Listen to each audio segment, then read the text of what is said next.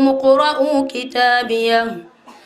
إني ظننت أني ملاق حسابيه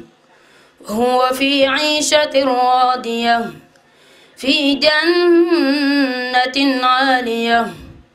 قطوفها دانية كلوا واشربوا هنيئا بما أسلفتم في الأيام الخالية وأما من أوتي كتابه بشماله فيقول يا ليتني لم أوت كتابيه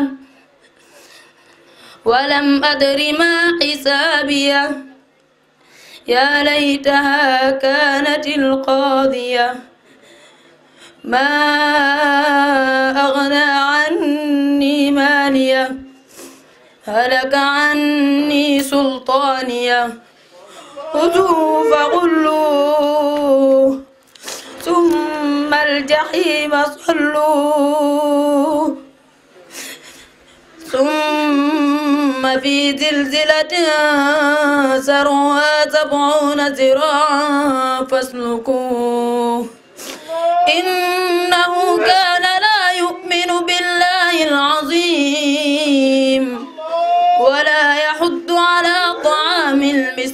المسكين فليس له اليوم هاهنا حميم ولا طعام إلا من غسلين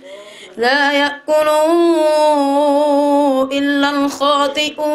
الخاطئون فلا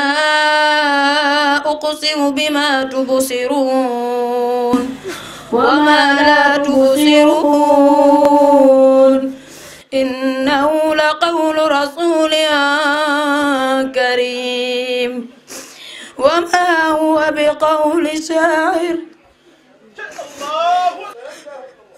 قليلا ما تؤمنون ولا بقول كاهن قليلا ما تذكرون تنزيل من رب العالمين ولو تقول علينا بعض الأقاويل